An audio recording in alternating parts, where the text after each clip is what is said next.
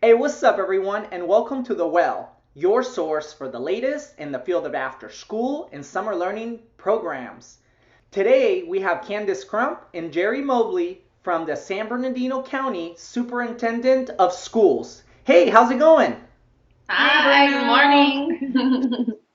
Thank you so much for being with us today. If you can tell us a little bit about who you are and what you do at the County Office of Superintendent of Schools, that would be great.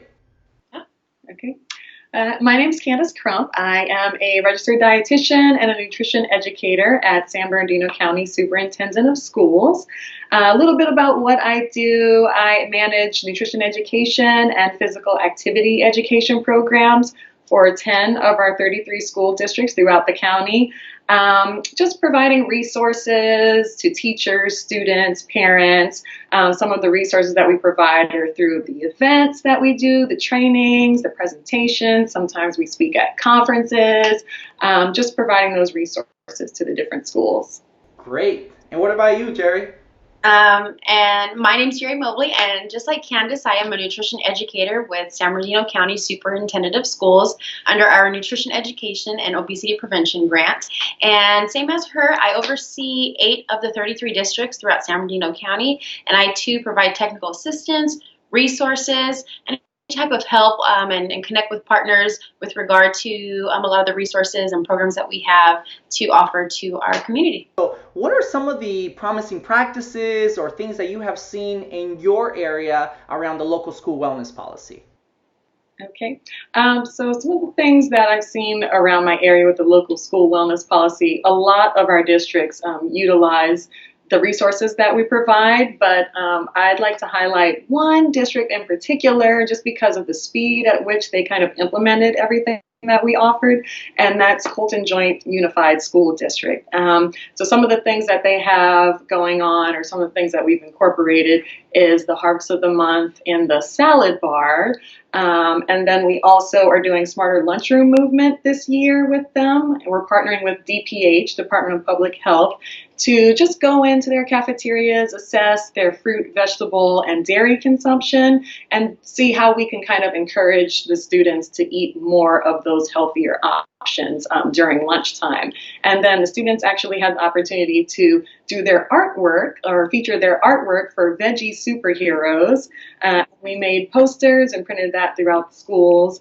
Also, we're doing parent nutrition education classes in Colton. We're teaching the healthy eating and active living toolkit to those parents. And in the future, we hope to bring Shape of Yoga. But that's a little bit about what Colton's doing as far as the smarter lunchroom and school wellness policy.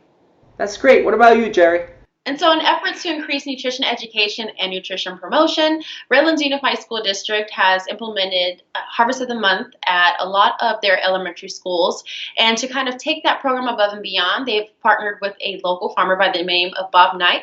And what he does is he comes in, brings different fruits and vegetables, and he educates the students on these different fruits and vegetables. So basically what he does is he kind of decorates the room in a farmer's market type of style way, where he allows the children to not only look at the fruits and veggies, but also educates them on their superpowers.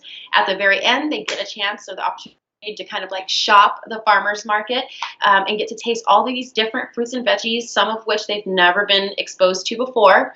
And it's really nice because they get to go home, take this experience home with them, and their parents get to learn about what they were tasting, what they got to see, and things of that nature. And so Harvest of the Month is a really good program that really exposes kids to different fruits and veggies. It's tied to and with a lesson, as well as teaches, educate students about agriculture, historical facts, and other things that are really, really important to get them inclined to eating more fruits and vegetables. Yeah, and Jeri, Harvest of the Month is a free resource and curricula that's available through the California Department of Public Health, and I'll definitely link all of that in the description below. So Candice, in terms of coming back to you, of why do you think having a strong local school wellness policy is important for the young people that we serve? What is your own personal experience or the things that you have seen in your expertise that make it such an important topic for young people? It's important. Personal story of mine. I'm actually from the South, and in the South, going to school, I didn't really have nutrition education. I didn't know too much about nutrition. So it wasn't until I moved to California and I was able to see what healthy eating was all about.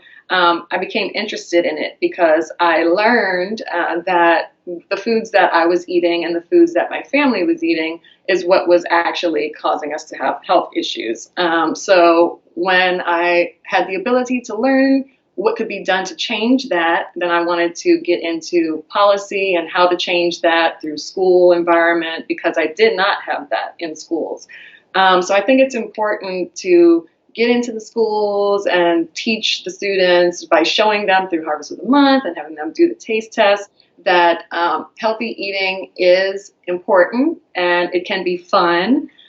So that's kind of like a personal story as to why I got into it, just wanting to spread that healthy eating behavior through education. The reason why I feel like that would be very important is because a lot of times we focus on the student in the realm of academia, but we don't really understand that there's other facets that tie into that, such as incorporating nutrition education and physical activity as well. So if you have a healthy balance of all of that, I think all of those contribute to building a healthy, well-rounded student. And so if you incorporate all of those things, I think that gives them the tools that they need to succeed and do well in school. Yeah. All right. So Candice, in terms of getting started with the local school wellness policy, what would your recommendation be for a school district or a program provider that's new to this field, that's barely getting started with their local school collaborative? What would you say to them? I think it's really important to have a well-rounded committee. So you want to make sure that several different people from different parts of the school are involved. Food service directors, principals, teachers, PE teachers, parents. You just want to make sure that you have a well-rounded so that everyone kind of has an ability or has a chance to give their opinion on things that they think are challenging and things they would like to see changed. And I thought that was really important with Colton Joint Unified School District because everyone was so interested in the programs and the resources that we gave. The food service directors, the teachers, and the students all wanted more of what we had to give. So it's always helpful to kind of have that. Yeah, and Jeri, if we wanted to learn more about the work that the two of you do or the work that your team does, how do we learn more about your work and how do we connect with you? So if you'd like to learn about more of what we do here at Healthy SBCSS, I highly encourage you to visit our Twitter page at Healthy SBCSS. And there you can find Candice, myself, and other members of our team working throughout the community, growing gardens, planting things, and implementing stencils. You can see Harvest of the Month in action at a lot of our schools and districts. So there's a lot of really awesome things that we're doing. So please visit us there. Awesome. So Candice, Jeri, thank you so much for today. Really appreciate your time. Until next time. All right. Thanks, Bruno.